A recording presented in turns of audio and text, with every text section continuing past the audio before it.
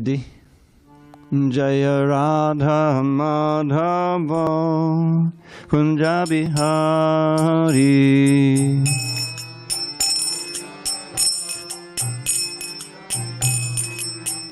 Jaya Radha Madhava Kunja Bihari.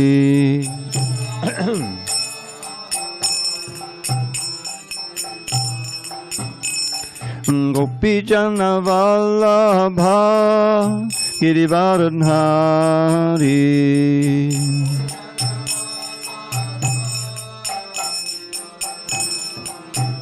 Jaya Gopi Jana Vallabha Girivardhari.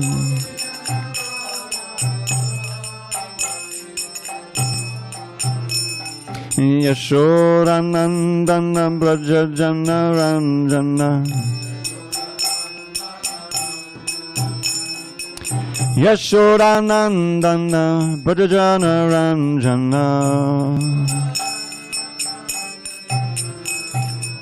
Yamuna Tira Vanachari. Yamuna Tira Vanachari. Jaya Radha Madhava Kunja Bihari.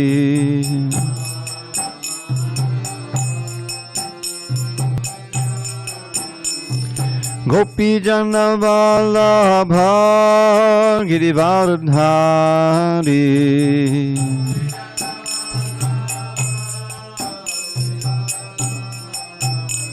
Yashodanandana Braja Jana Ranjana.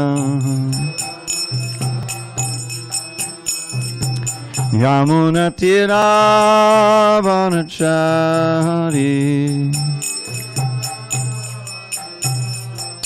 Jaya Radha Madhava Kunja Bihari.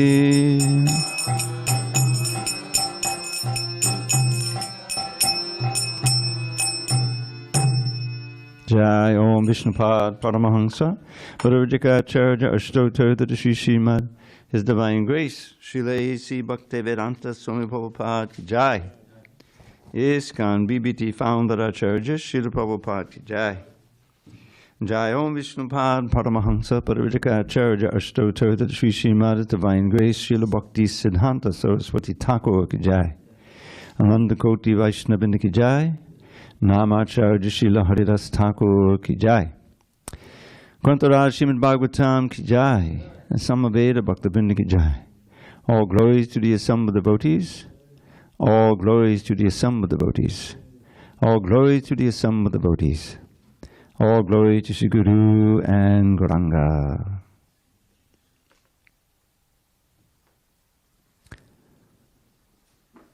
Narayanam Namaskritya Narang Chaiva Narottamam Devim Saraswatim Vyasam Tato Jayamudiriye.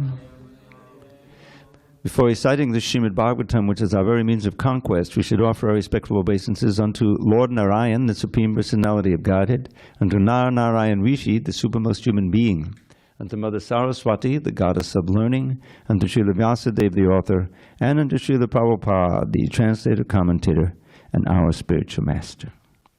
Nashta Prayesha Bhadreshu Nityam Bhagavata Sevaya Bhagavatyuttama Shloke Bhaktim Bhavati Naistiki.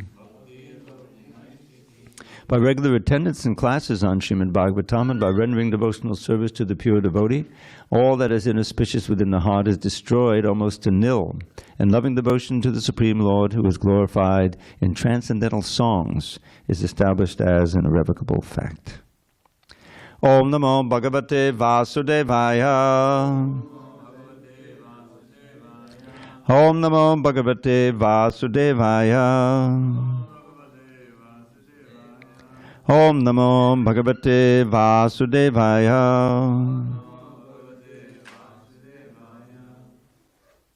On the second day of December, 2024 in San Diego, we're reading from Srimad Bhagavatam, translation and commentary by His Divine Grace A.C. Bhaktivedanta Swami Prabhupada.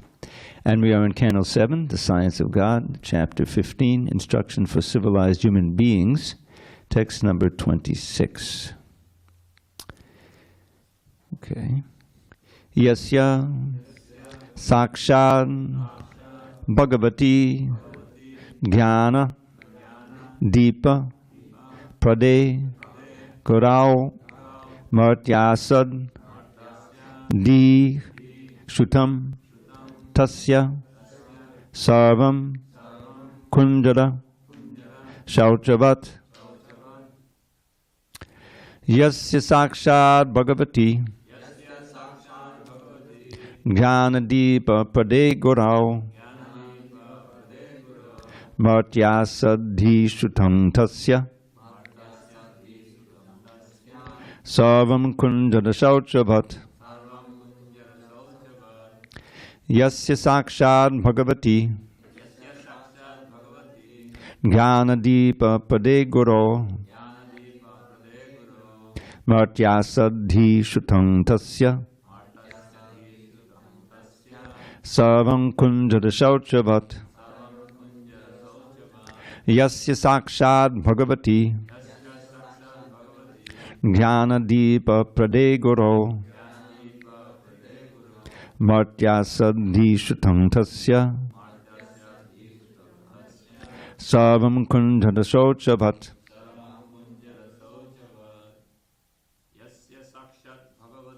Yasya Sakshad Bhagavati Jnanadeepa Prade Gurau Martyasadhi Shutam Tasya Sarvam Kunjara Shauchavat Yasya Sakshad Bhagavati Jnanadeepa Prade Gurau Martyasadhi Shutam Tasya Sarvam Kunjara Shauchavat Yasya Sakshad Bhagavati Jnanadeepa Prade Gurau Martyasadhi Shutam Tasya Sarvam Kunjara Shauchavat. One more man. Yasya Sakshad Bhagavati Jnanadeepa Prade Gurau Martyasadhi Shutam Tasya Sarvam Kunjara Shauchavat. Ladies? Yasya Sakshad Bhagavati Jnanadeepa Prade Gurau Martyasadhi Shutam Tasya Sarvam Kunjara Shauchavat. Anyone online? Yasya Sakshad Bhagavati Yasya Sakshad Bhagavati Jnanadeepa Prade Gurau Jnanadeepa Prade Gurau Martyasadhi Shrutam Tasya Martyasadhi Shutam Tasya Sarvam Kunjara Shauchavat Sarvam Kunjara Shauchavat. Yasya, one who, Sakshat, directly, Bhagavati, the Supreme Personality of Godhead, Jnanadeepa Prade, who enlightens with the torch of knowledge, Guru, unto the spiritual master, Martya Asadhi, considers the spiritual master to be like an ordinary human being and maintains such an unfavorable attitude. Shrutam, Vedic knowledge. Tasya, for him. Sarvam, everything. Kunjara Shauchavat, like the bath of an elephant in a lake. Translation. Okay, responsibly. The spiritual master should be considered to be directly the Supreme Lord, because he gives transcendental knowledge for enlightenment. Consequently, for one who maintains the material conception that the spiritual master is an ordinary human being, everything is frustrated. His enlightenment and his Vedic studies and knowledge are like the bathing of an elephant. Okay, I'll read it through myself again once. The spiritual master should be considered to be directly the Supreme Lord, because he gives transcendental knowledge for enlightenment. Consequently, for one who maintains the material conception that the spiritual master is an ordinary human being, everything is frustrated. His enlightenment and his Vedic studies and knowledge are like the bathing of an elephant. Okay. Okay, purport. It is recommended that one honor the spiritual master as being on an equal status with the Supreme Personality of Godhead. Sakshat Daritvena Samasta Shastrai. This is enjoined in every scripture. Acharyam mam bhajaniyat. One should consider the Acharya to be as good as the Supreme Personality of Godhead. In spite of all these instructions, if one considers the spiritual master an ordinary human being, one is doomed. His study of the Vedas and his austerities and penances for enlightenment are all useless, like the bathing of an elephant. An elephant bathes in a lake quite thoroughly, but as soon as it comes on the shore, it takes some dust from the ground and strews it over its body. Thus, there is no meaning to the elephant's bath. One may argue by saying that since the spiritual master's relatives and the men of his neighborhood consider him an ordinary human being, what is the fault on the part of the disciple who considers the spiritual master an ordinary human being? This will be answered in the next verse. But the injunction is that the spiritual master should never be considered an ordinary man. One should strictly adhere to the instructions of the spiritual master, for if he is pleased, certainly the Supreme Personality of Godhead is pleased. Yasya prasadan bhagavat prasado yasya prasadan nagati kutopihi. Om jnana timarandasya jnanandana shalakaya chakshu unmilitam mena tasmai shri gurave namaha. I was born in the darkest of ignorance, but my spiritual master Srila Prabhupada opened my eyes with the torchlight of knowledge. I offer my humble obeisances unto him and all members of Sri Parampara. So, it's a very important verse and purport. So every morning, those of us who are fortunate enough to attend Mangal Arti, which Srila Prabhupada wanted us to do, within that Ashtaka, Gaurav Ashtaka, 8 verses about the spiritual master, glorifying the spiritual master. And one thing I just wanted to mention, I keep forgetting to do this. Some of you may not know that there's a 9th verse. This is written as an Ashtaka. And there's a 9th verse, which we don't have the Sanskrit in the songbook, but we do have the English. There's a little introduction to that song, and if you read it, you'll see that it says that anyone who attends Mangal Arti and sings this song is sure to go back to Godhead. So there's a nice inducement to be regular in coming to Mangal Arti. How many times do you have to come? It doesn't say. Maybe just once, huh?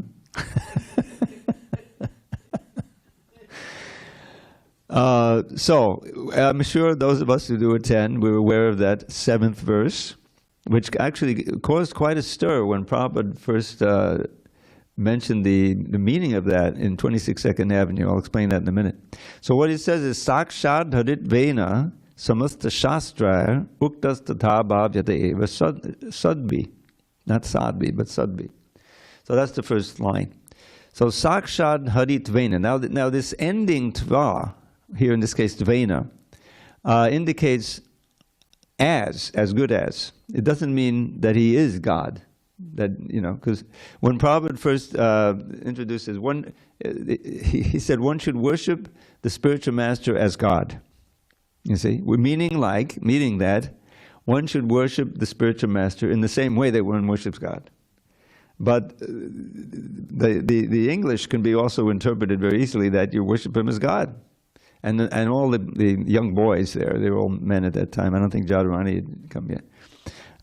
They were aghast because Prabhupada had spent so much time telling them in the that human beings are not God. Anyone who claims to be God is a cheater, because there's so many bogus yogis that have come and claiming to be God and then demanding worship that way.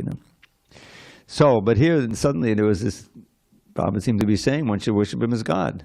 But what he meant to mean is that in the same mood of awe and reverence and understanding his a very close relation with God, and most importantly that he was a transparent medium, Prabhupada would say via medium, meaning medium, for delivering the instructions of Krishna, which he had realized, and the mercy of the Lord.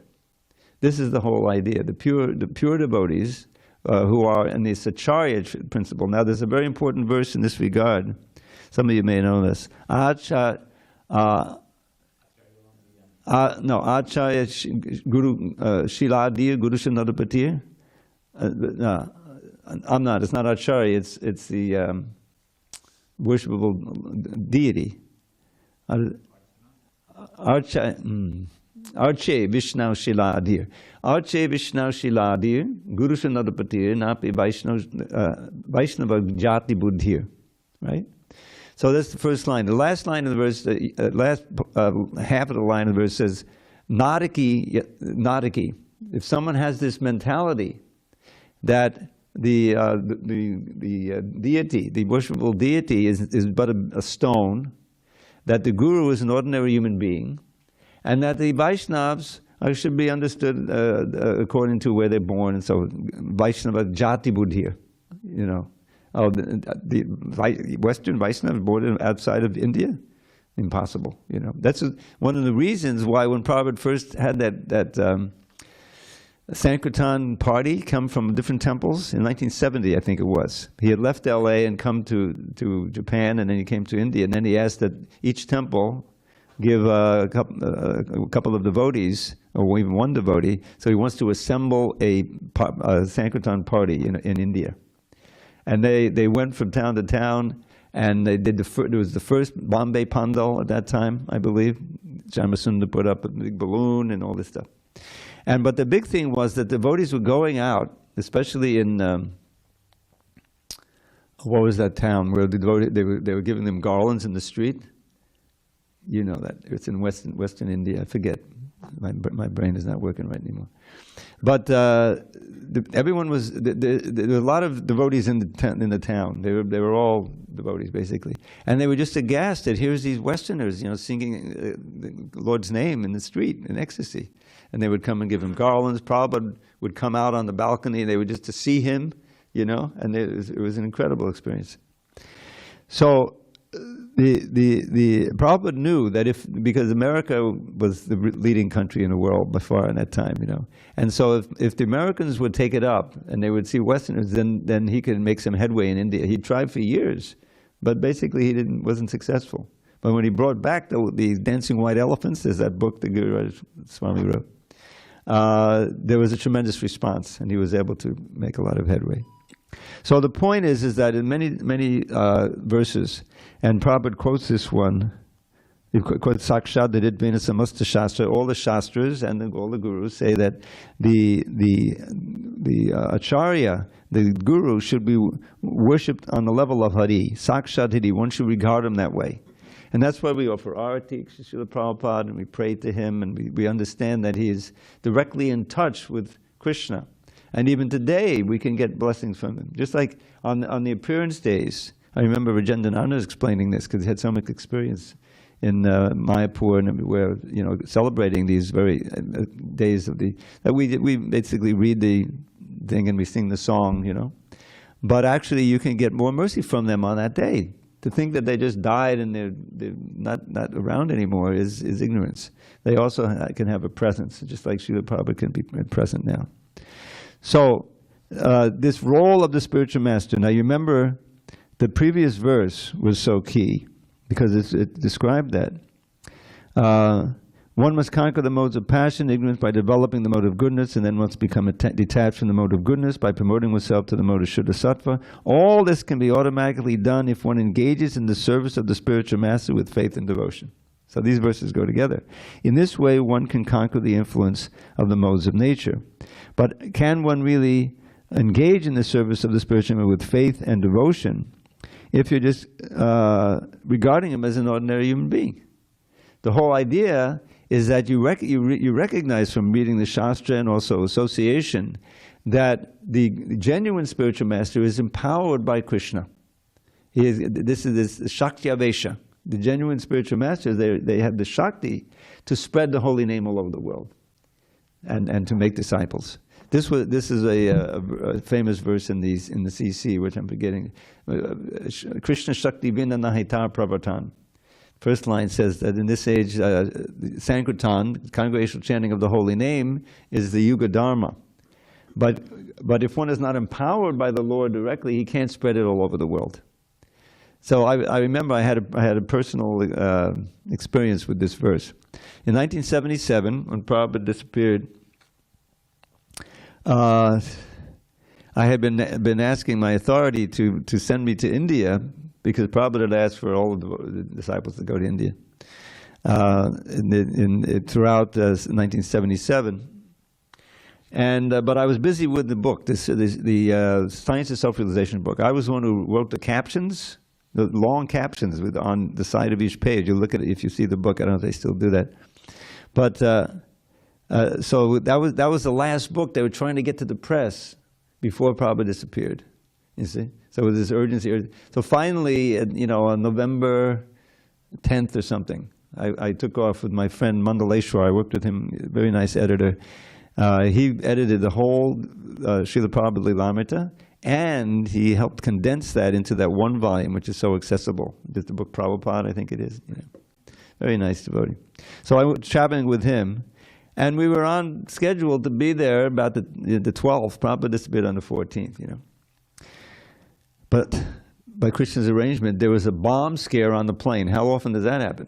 While we're in the air, So we didn't land. We didn't even land in Heathrow. They were afraid it would blow up. We landed in Ireland, in Shannon Airport, and for 24 hours they combed that plane to find a bomb. There was no bomb. It was just a prank, vandalism. But we missed our connection in Heathrow to go to Delhi and like that. So anyway, we were late, and we arrived on maybe the 15th or 16th, and boy, in Bombay, he couldn't even speak. He just showed us the telegram that Prabhupada had disappeared. So anyway, I was a cub reporter, for the BTG. I was on assignment not only to be there for Prabhupada, but also to visit Prabhupada's godbrother, Sridhar Swami, who we heard had proof that Prabhupada was a Shakti Vesha avatar. That would be a big news story, a tremendous story. So I attended the ceremony in Vrindavan. There was a tremendous procession and a feast, so it was very moving, and devotees were, distraught. So it was a difficult time. But then after that, we went to Mayapur for the Pushpanjali, Pushpa Samadhi rather, where they bury the flowers that Prabhupada was wearing, and that's the place where they erect the Pushpa Samadhi, not where the body is, but where those sacred flowers are. And that was erected first before the one in Vrindavan by Ambarish. And $13 million he spent to build this wonderful thing. Those who've been to Maya, you've seen it, right? The beautiful Samadhi tomb for Prabhupada there. And then I went across the river to visit Sridhar Swami at his ashram to find out what's the proof of Prabhupada's being. So that's where I met Krishnadas Babaji, Prabhupada's famous godbrother. We had a nice interaction. And I went up, and I offered my dandavats to Sridhar Dev Goswami, and asked him. He asked me why you're here. I said, well, I wanted to ask you if you could explain, reveal the proof that we heard that you had proof that Prabhupada was a Shakti Vesha avatar. I said, oh yes. So he asked Krishnadas Babaji to get the Chaitanya Charitamrita in one volume, 1 or 2 volumes. And he got to the verse, and this was the verse. Krishna Shakti Vina Nahitar Pravatan. that in this age of Kali, the Yuga Dharma is Sankirtan, congregational chanting of the holy name. But without being empowered by Krishna, one cannot spread it all over the world. Prabhupada spread it all over the world. Therefore, he must be empowered by Krishna. There's the Shaktivesh. So we printed an article, like that. So the point is that recognizing, so nowadays, obviously, there's there's a few, I don't know how many, if there's 100, I'd be surprised, active devotees who are Prabhupada's disciples who are in the movement, full time. There's many devotees who come and go, but to be fully engaged in ISKCON. Anyway, there may be more, but we're obviously diminishing. But, so everyone in the movement, and there are thousands more devotees, thousands more devotees than when Prabhupada left, are disciples of Prabhupada disciples, right? Some are even disciples of Prabhupada's grand disciples of Prabhupada. I mean, great-grand. So that's starting to happen. So, but for the most part, I think at this point, the gurus are Prabhupada disciples. So, how do we regard them? They have to be regarded in the same way, because to be in that position, they are, I don't know if you use this word, but I guess it's a channeling. They're giving what Prabhupada gave. They're represented Prabhupada to a man, or a woman now, they will say, yeah, you just represented as a Prabhupada. Just as Prabhupada said, I'm just representing my guru. He's representing his own guru. He himself was empowered and inspired, as we know if we read the Lilamrita, by Bhaktisiddhanta Saraswati Thakur. What he undertook for us, it's important, for the sake of us. He himself was perfectly, as was mentioned last night, I think you mentioned it. He was very comfortable there in Radha Damodar temple. But his spiritual master had given him this assignment to preach Krishna consciousness all over the world, to preach it in English especially. And he was writing Bhakti-gata in English, and giving that. And of course he did the first canto. So you know the whole story. He undertook that mission against all odds. And the first year it seemed hopeless, he hardly made any headway. But he didn't give up. It was like do or die, And Krishna empowered him. That's the whole point. He empowered him to be so effective. And the devotees who had a close association with Prabhupada in the beginning, I always think of this song that we sing every morning. Shri Guru Charana Rata Yese Uttamagati. Right? So affection for the lotus feet of the Lord is the best means of advancement. This word gati, this is a very interesting characteristic of the Sanskrit language, and it's there in Bengali also. That the word that can mean, the same word can mean something or something that's brought about by the first thing. So gati can mean goal, or it can mean the means to the goal. But that same word appears in the Sanskrit at the end there, right? Yasya prasadat, Bhagavad prasadat, yasya prasadat, nagati kutopi. And everyone is nicely chanting with a long A now. Yasya prasadat, otherwise it means the opposite. So, by the mercy of the spiritual master, one gets the mercy of Krishna, which is what we're after, right? To get Krishna's blessing, so that all of our anarthas are kicked out, and Krishna bestows attraction for him on us with the insincerity. That's coming from the Super Soul. So, but yasya prasada nagati katopi. Without his mercy, there's no means of advancement. So in the song we sing, the Guru Puru song, Shri Guru Chananarati Ese Uttamagati. Affection for the spiritual master is the means to the goal. Why is that?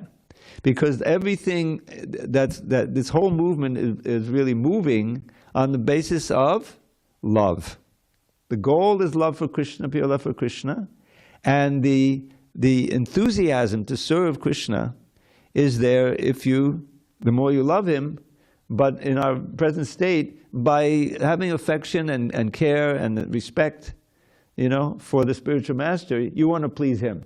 You've taken a vow, or you're in the association and you're serious. And by wanting to please him means that you follow the instructions. Now what is he telling you to do? Chant Hare Krishna. Worship Krishna. He's not saying worship me. That's also there, set up. But the point is that the basic principle is to increase our attraction for Krishna by following the sadhana of Bhakti Yoga. That would be just in the 14th chapter in the Bhagavad Gita. And how does one transcend the modes of nature? By Mamshiyo vibhacharena bhakti yogena sevate sagunan samitita brahma bhuyaya kalpate. We have a whole list of different things to do, right? But it's all concentrated in that. We have to try to overcome envy, right? Try to overcome lethargy, doubts, all these different things.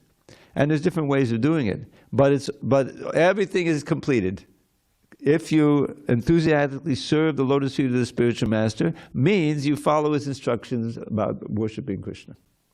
And you get Krishna's mercy, and he can clean off your anarthas and your badhas from within the heart. That famous verse, Srinmatam Sukata Krishna Punya Shavana Kirtana. When he understands you're hearing of him, and this word Shushu Shol should be emblazoned in our heart. It's very important. It's right there in the second verse of the Bhagavatam. Prabhupada would define it basically two ways. Submissive oral reception, and also ardent hearing. You can see that they're complementary. So how you hear, it's not just a physical thing. It's the drinking in the nectar of Krishna Katha, as a life-giving elixir, which is there in the Bhagavatam. The famous verse you can chant along: Satam prasangan mama virya samvido bhavanti ritkana rasayana kada. What does rasayana mean? Rasayana. Rasayana is describing the flow of the nectar as a life-giving elixir. Rasayana is something that can bring you back to life, bring you back to spiritual life. So there's various places in the Bhagavatam where the glorification of the Lord is glorified. It's good to read these. One of my favorites is at the end of chapter 3, is it? Of the second canto? Or it's chapter 2? Didn't you learn that one? Pabandiye. Pabandiye bhagavata atmanak satam katam matam shavanabhuteshu samvitam punanti deva shayavadusha dashayam vajanti tachadana sodoro hantikam.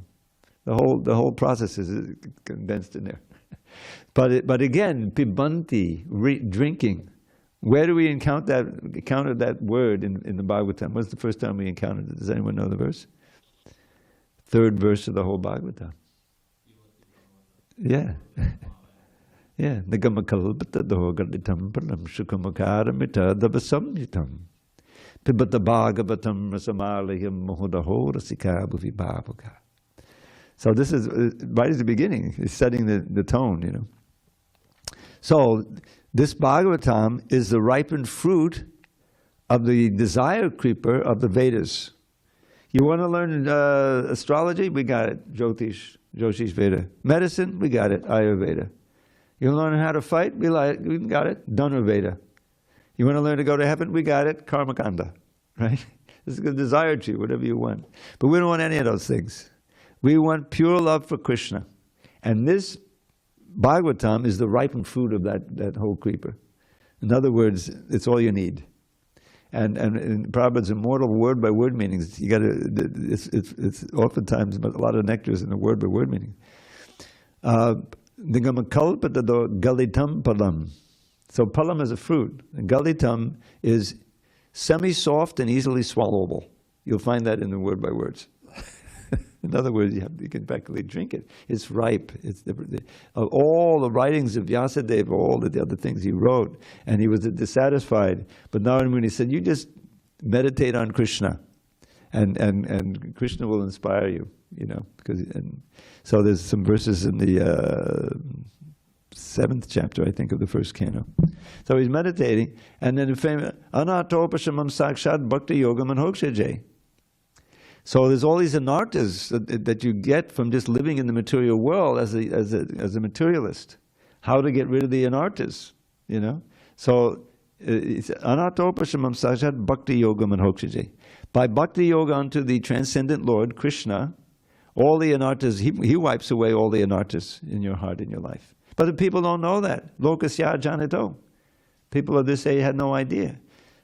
Chakra Satvata Sangitam. Chakra means who he compiled or he wrote. Therefore, Vyasadeva wrote this Bhagavatam for us, for the Kali Yuga, you guys. So, what are we reading now? Is that the spiritual master should be considered directly the Supreme Lord and worshipped that way, because he gives transcendental knowledge for enlightenment. For one who maintains the material conception of the spiritual master as an ordinary human being, everything is frustrated. So Krishna is watching. He's seeing, how are you relating to my dear devotee, you see, my pure devotee. And when he sees that you're deferential, you're following the instructions, you're trying to serve him, you're trying to please him, then from within the heart, he's wiping away all these anarthas. Your desire to engage in material activities will wane until it's zero. Because it's all from inside. Krishna's giving you so much mercy. He can give you that attachment. If you don't want it, you want to try to enjoy, okay, he'll tell Maya, okay, give him the attraction for this, and this. It's all under Krishna's instruction. So it's kind of wrapping up now, right? This chapter and this whole canto is wrapping up now. But it's coming to this very essential point that everything can be achieved by listening, reading, Prabhupada's books, listening very carefully to the words of the spiritual master,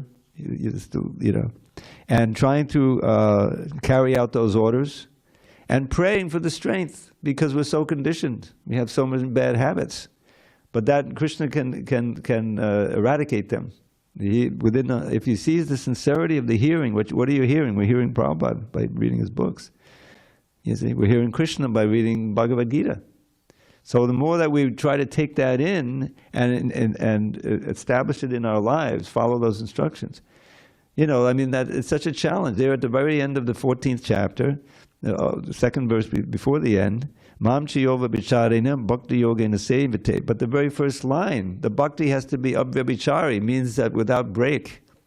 Ahoituki apratiyata, without any break and without any motive. That's the standard. It's not easy you can't come to that immediately.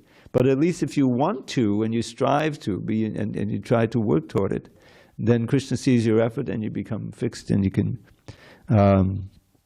get free of all of these things we're reading about, the envy and the lethargy and whatever, those bad qualities, because they're impediments in our path.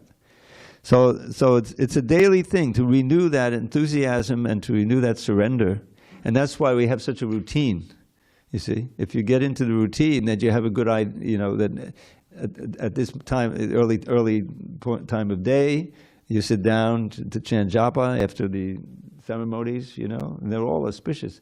That prayer, by the way, probably most of you don't know this, but that prayer that we sing to Kunti Devi, to Tulsi Devi, right?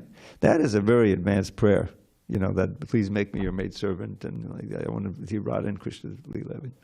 And when Prabhupada introduced that early on, and his godbrothers heard about it, they were critical.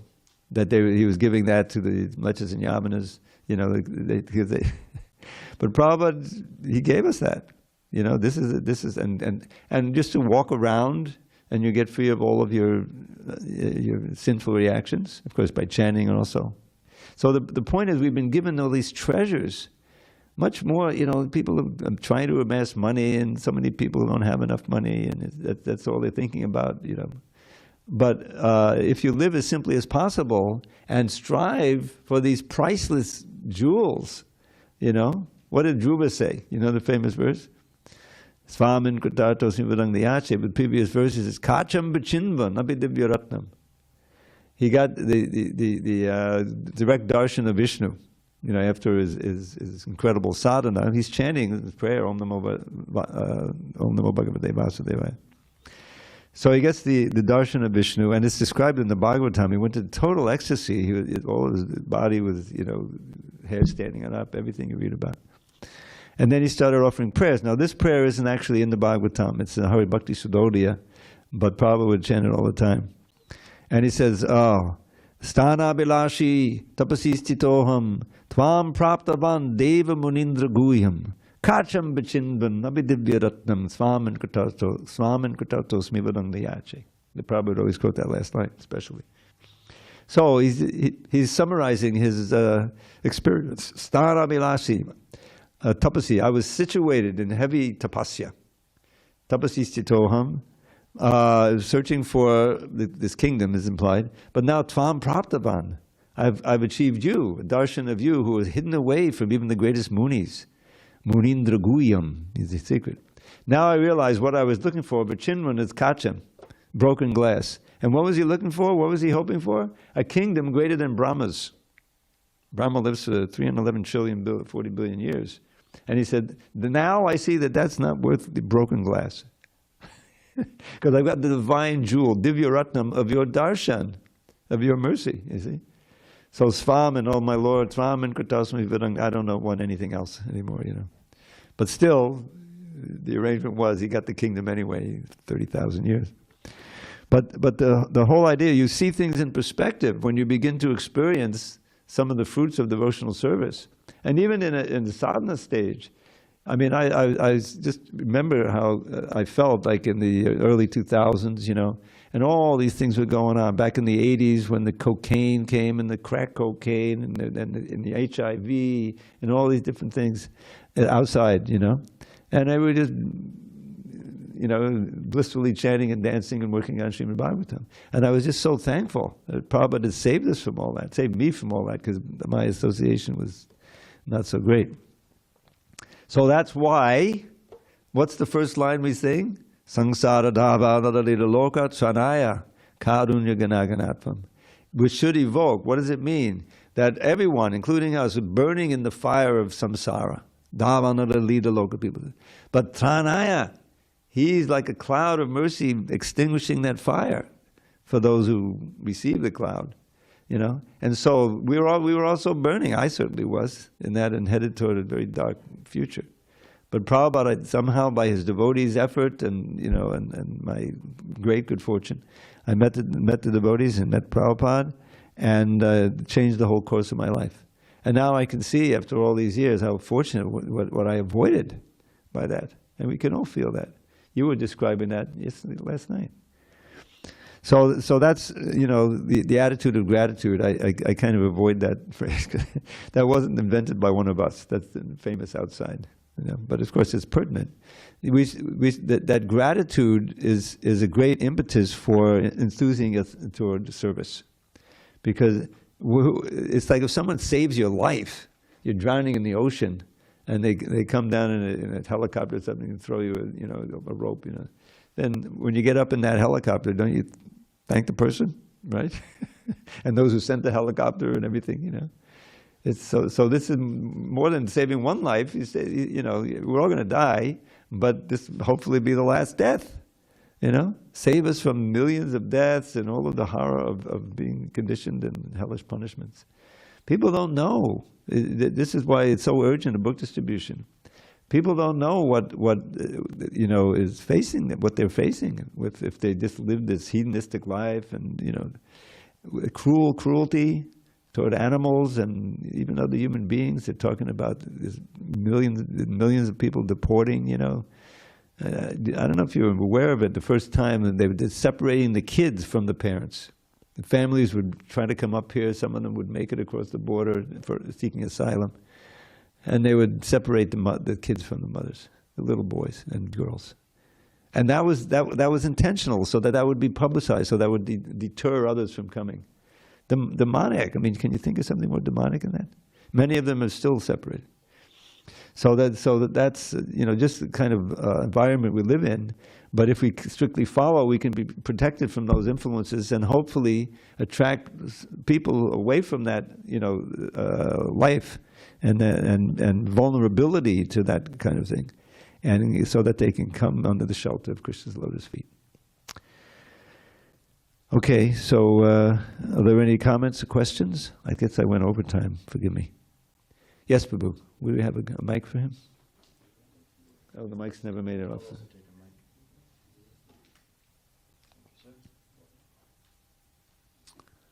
Hare Krishna, thank you so much. Hare Krishna. I have a question to whom we should we should account him like Sakshat Haritvina. That is spiritual master. We know that we have Diksha Guru and Shiksha Guru. Right. So how I understand we should this attitude to everyone from whom we take Shiksha. Yeah. Yeah, it's very important to realize that. Yeah, and I'm telling you, in the CC, the Chaitanya Charitamrita, very first verse chapter of Adi Lila is about the gurus, and it's gurus, and it's made clear there that the Shiksha Guru, the Shiksha Gurus you can have, who are accurately transmitting the same instruction and living this instruction, that they also should be respected. You have a special relationship with your Diksha Guru, that's for sure. And certainly this is meant for them. But also the Shiksha Gurus should be highly respected because they're also helping you to fix yourself in Krishna consciousness. They're representatives of Krishna and hopefully representatives of your Diksha Guru also, that way. I mean, what does it mean? Amanina manadena. How do you get the taste for chanting? Trinadapi sunichena todoropi amanina manadena kirtaniya sadhani. So not winning any honor for oneself, but giving all honor to one's superiors, those who are especially honorable, and not holding back in that. That's Krishna gives you the taste for chanting His holy name, which is the most valuable thing. So yes, the Shiksha Gurus are also very important, and read that chapter. We should all read that chapter, the first chapter of the CC, describing the importance of the Shiksha Gurus, and of course the Diksha Gurus. In fact, in the little parampara that's given right at the beginning of what we normally call the chapter summary, Prabhupada wrote that for the Adi Lila chapter 1, and he gives a little parampara. And most of the relationships there are Shiksha relationships. But he's given the most, prominent members there are Shikshas. And sometimes there's like 100 years between them, But they saw, I forget all the different varieties.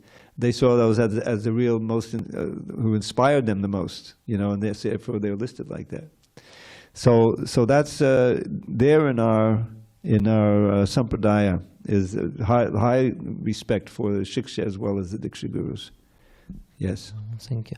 And also in 11th chapter, or in 11th canto, we know that there are 21 gurus which... oh, you mean enlightenment also, from the natural path? So is this like not only Shiksha Gurus, but person who we learn. You're talking about like what we can learn from the dog, faithfulness, and from the earth, steadfastness. Where there's that's part of the Uddhava Gita. Krishna says, it's how you can learn from the environment. Now Krishna gives some of that in the Gita, in the 7th chapter, Rasoham Sukanteya Prabhasmi Suryo. That you can see Krishna, he says, he's present there in the light of the sun, in the taste of water and so forth. So in this way we can stay, it becomes easier to stay Krishna conscious all day without being distracted. Because everywhere you look, there's Krishna's energy. And the more that you try to use that in His service, then those things have a certain sacredness. Forgive me, but I just had I was chanting as I always do in the temple here, and I was looking at all the things in this temple, all the benches and things and inanimate things. I don't think there are any devotees left, maybe one or two. And I was saying these objects can be so inspiring, because here, out of all the objects within let's say a mile, these objects are being used in Krishna's service. You see? And so they can help us remember Krishna, as that temple does. Obviously, it's designed for that. But even in the ordinary things that we use, they had a certain, I don't know, I was seeing them differently, as almost they were alive. There's a happy chair over there, because of all chairs, it's being used in Krishna's service. You know what I'm saying? But that's the spiritual world. In the spiritual world, everything's alive, right? So the tree is happy to be a tree, and just wait for Krishna to come by and drop a fruit, whatever, But the point is that Krishna is there in everything. He really is.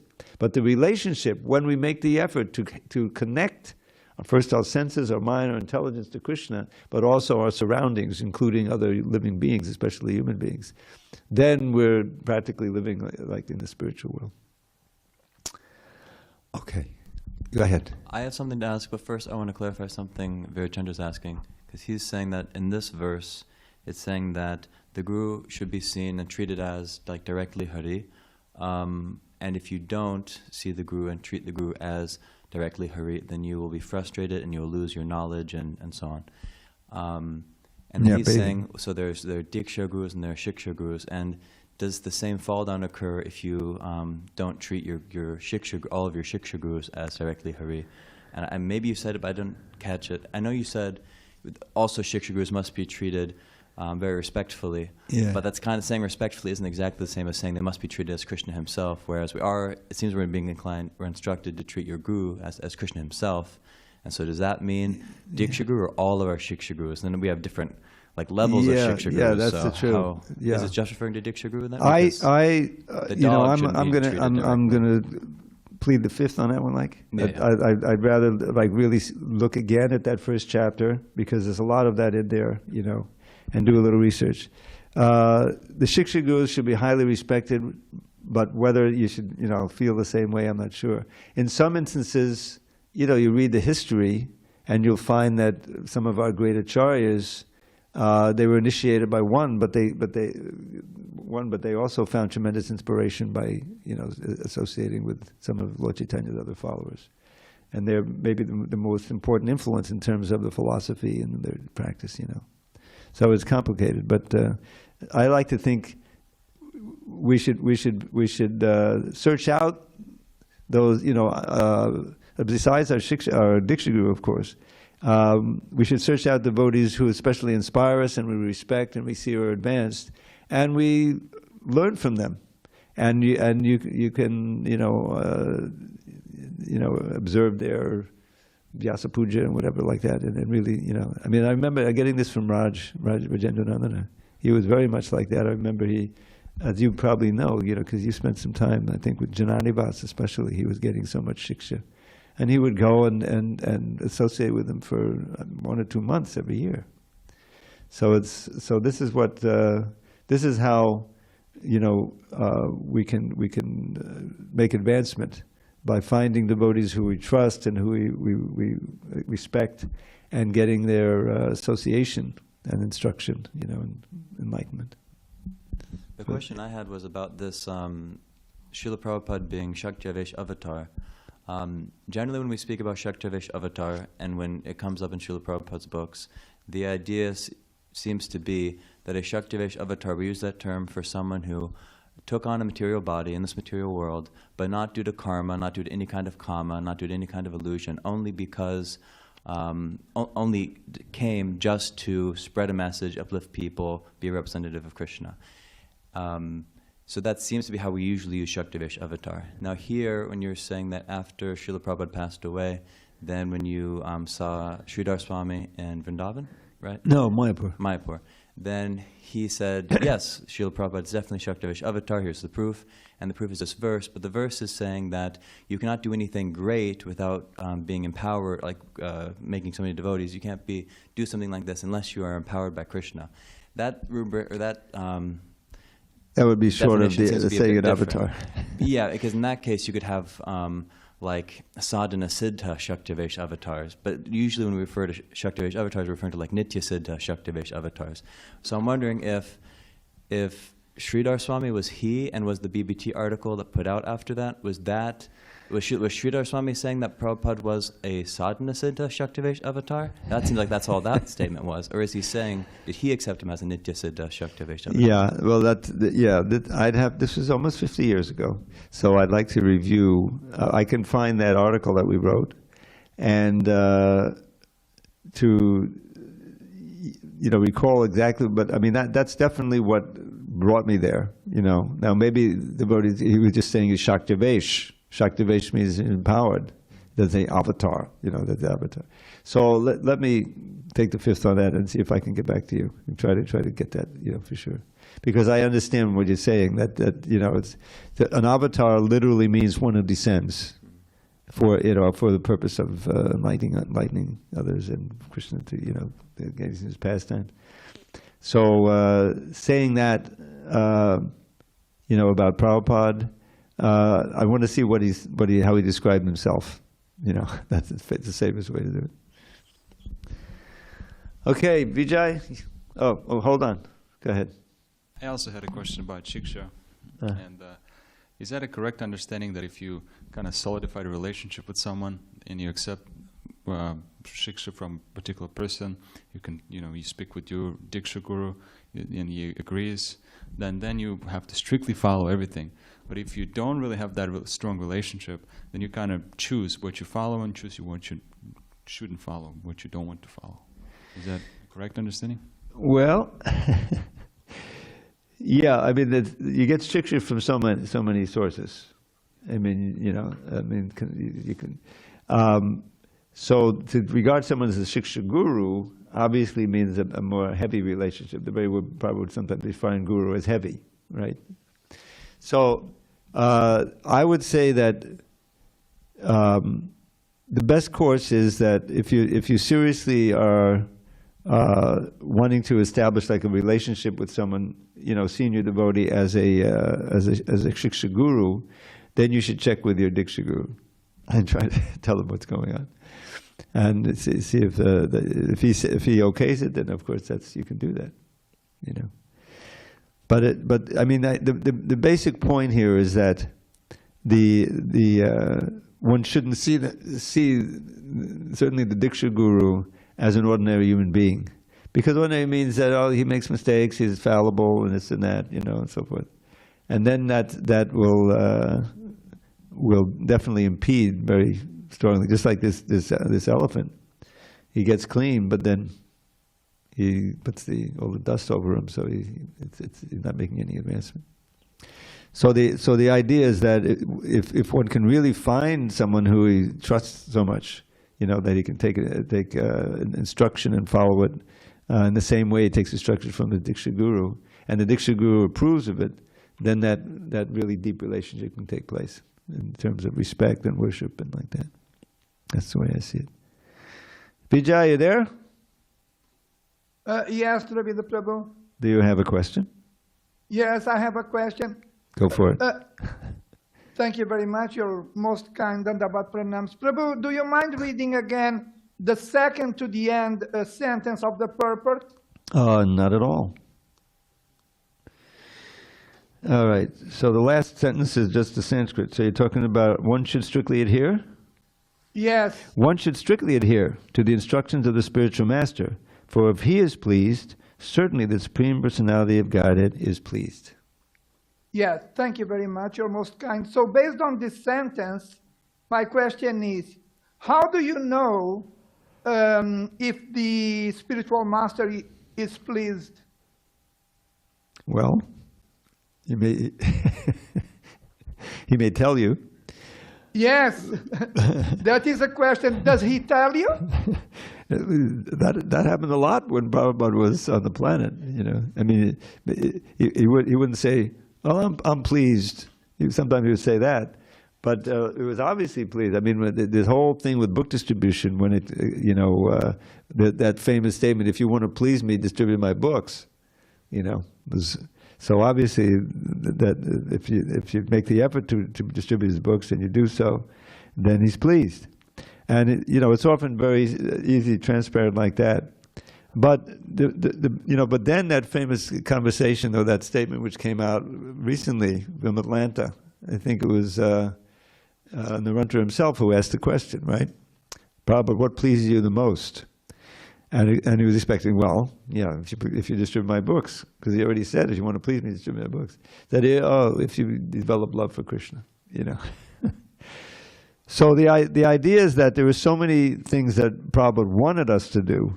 All right, go to Mangalartik, you know, and then if you're actually doing that, and you know, and you're in good consciousness, then you can know, oh, this is pleasing the Srila Prabhupada, because all the instructions that he gave that are, basic instructions. Chant 16 rounds, follow the 4 regulative principles, take the Bhakti, read my books, distribute my books. You don't have to get another, confirmation when you do those things and you're doing them regularly that Srila Prabhupada is pleased. You can be sure he's pleased. And one way you can tell is that you're feeling blissful in Krishna consciousness. That's coming from Krishna. And Krishna is, he's seeing, he's following the instructions of my dear devotee, so that's all coming like that. So that's the way it works. And oftentimes, Prabhupada has been gone almost 50 years now. But how can I be sure that I'm displeasing him? Well, there's so many instructions, and I'm not following them, or I'm violating them, then I'm sure I'm displeasing him. And then you'll feel, not so blissful in Krishna consciousness. So that's the answer. Is that sometimes he'll say directly, or given, in his books, or from some conversation or statement that you may remember from years ago. And it's basically it's all the same thing. Following the principles nicely, dealing with your God brothers, God sisters in the proper way, and with respect, and trying to make advancement in Krishna consciousness. And all the things that go with that are pleasing to the spiritual master. That's the best I can do on that, Vijay. And you did it as to be expected very well. Thank you very much. Hare Krishna. Haribol. Okay. So this is the last chapter in the canto. 80 verses, though, a little long. Okay. Srila Prabhupada ki jai.